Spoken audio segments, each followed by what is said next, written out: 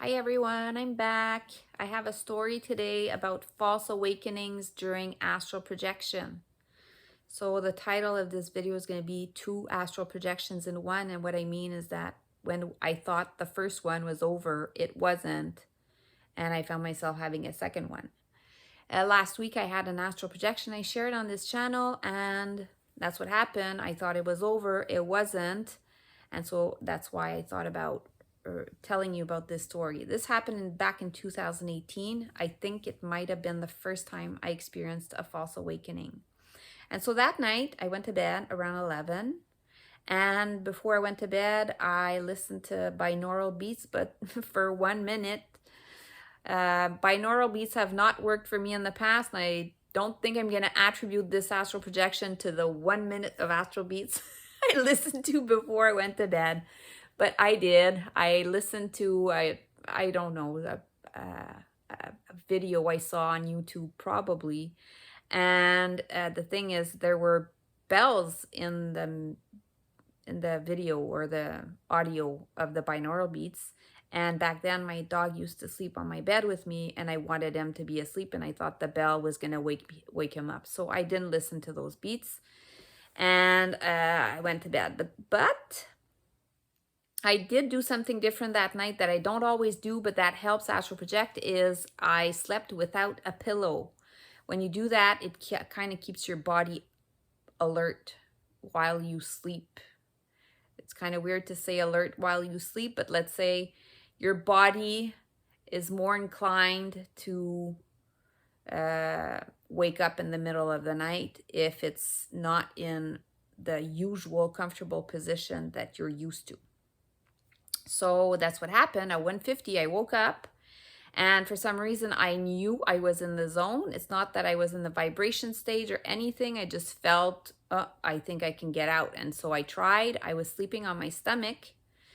And, that always confuses me. If I'm not laying on my back, it's kind of weirder to get out of your body. I have tricks now to do that. But initially, you wonder, oh, how am I going to get out of this one?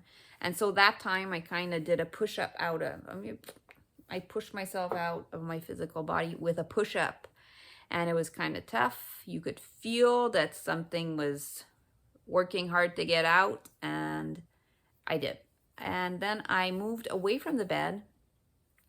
I felt kind of disoriented, and I also noticed there was a man in the corner of my bedroom that's not usually there. So someone was observing me, but I guess I didn't pay attention. I didn't bother. I didn't care. And I was moving towards my door. I'm like, oh, what is it I wanted to do with this astral projection? I didn't remember.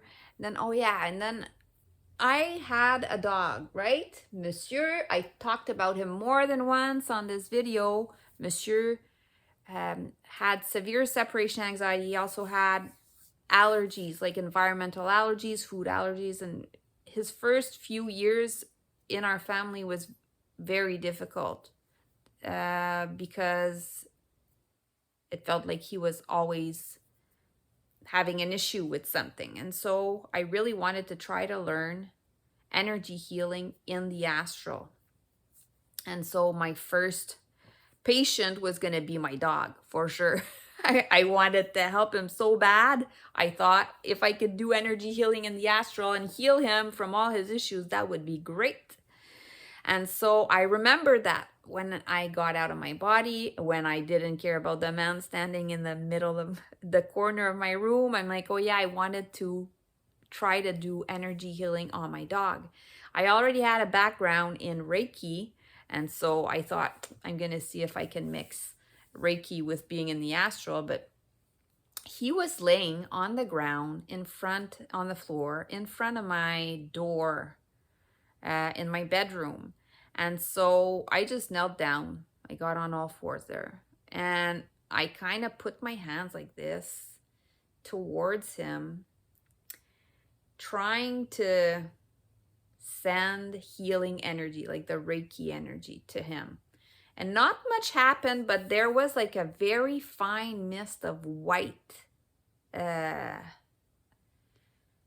a white mist that started to form between me and him. So I guess my hands were doing something. It wasn't like a laser from my hands, or it was just like a mist started to develop, like a little white mist. For some reason, I thought that wasn't very impressive. I thought not much was happening. And then my daughter, who lived with me back then, she was still a teenager, and she was sleeping in the bedroom right next to mine. She came out of her bedroom while I was trying to do this energy healing from the astral realm. And I didn't want her to see me. So I just stopped moving and everything. But my dog got up and he followed her. And yeah, I didn't want her to see me, and she probably couldn't have seen me, but I'm going to say this with a grain of salt, because in my family we have a story of my uncle who, I don't think he was trying to astral project, but it happened to him, and he was living with his parents back. He was in his 20s. He'd gone back to live with his dad and his girlfriend. And in the middle of the night, his girlfriend came out of the bedroom to go to the bathroom, and she saw my uncle's spirit floating in the hallway. And she was so spooked. Like, she's talked about it her whole life, that this happened, that Gilles, my uncle, got out of his body, was floating like a ghost in the hallway of her home. And so, my daughter, she's okay with me astral projecting. She actually practiced it for a while, but she had talked about this, that she would be really scared if she ever saw my ghost. So whenever I'm astral projecting it, I figured, I hope she won't see me. So when I saw her come out of her bedroom, I'm like, oh my God, I have to like stay really still. I don't want her to see me, maybe. And so my dog followed her. I waited until she was really inside the bathroom. And then is when I kind of lifted very high up at the ceiling, because I figured if she comes out, she won't be looking at the ceiling. So I rose to the ceiling and went to my kitchen. And then I'm like, okay, so well, I can't work on my plan right now. So what else could I do? And I had other things on my plan. Like, okay, yeah, maybe I could try to retime on my stove. That's something I wanted to do, because initially I tried to do that and I was never able to, but it was always from a dream state and not from a semi-lucid or a non-lucid astral projection state, I prefer to say. But then, okay, so I looked down at my stove, trying to figure out if I can see time, but my stove is one of those with like the time is in, it's digital, it's lit with like a backlight there, and in the astral that was like off. It's like there was no electricity coming in to the stove. So it was the same stove, everything, but it's like someone had pulled the plug on it. There was no energy, no electricity going through it, so I couldn't read time because of that. And then I saw my daughter go back to her bedroom. My dog followed her. And so I'm like, oh, I think I should just go back to my body and go tell her about this astral projection, that I just saw her and everything. So I go back to my bedroom, and right before, this is just a detail of the astral projection, but every detail counts when you're trying to analyze things later. But right before I went back into my body, I heard a sound, kind of like if there was some music maybe playing at a neighbor's house, because I was in a condo building. So maybe my neighbor upstairs was playing music, and I could hear like a faint, muffled kind of sound before I got in the body. Then I got back in my body, got back up, and the sound was still the same.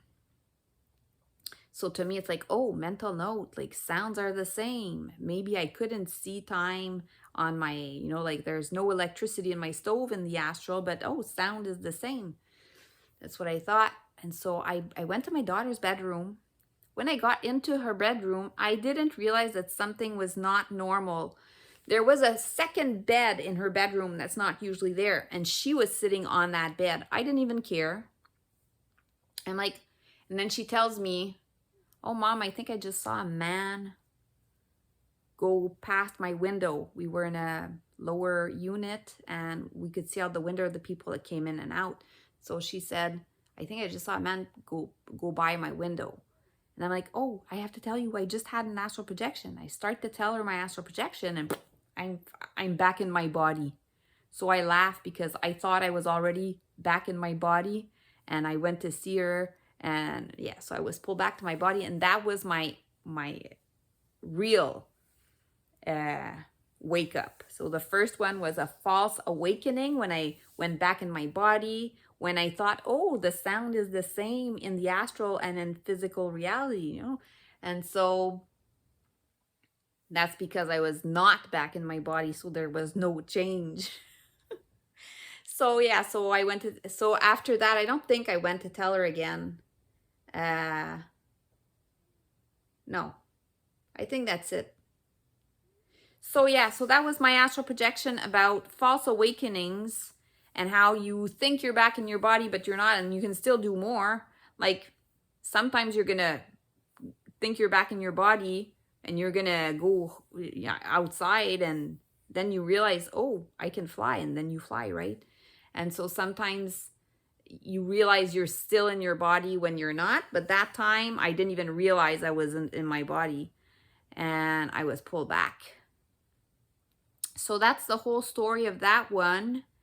And I still wonder to this day if the man that was in the corner of the bedroom was the same as the one my daughter saw leaving outside, because we were in the astral when we had the discussion about that man and me trying to tell her about my astral projection. So she was kind of in her astral body and didn't know, because we talked about it the next day and she didn't remember what I remembered from the previous night. So even if she had been in her astral body, she did not bring back those memories when she woke up the next day. So that's it. I hope you like this little story about astral projection, energy healing in the astral, false awakenings, trying to read time off a stove, and the difference in sounds here and there. So that was my story for today. See you in the next one.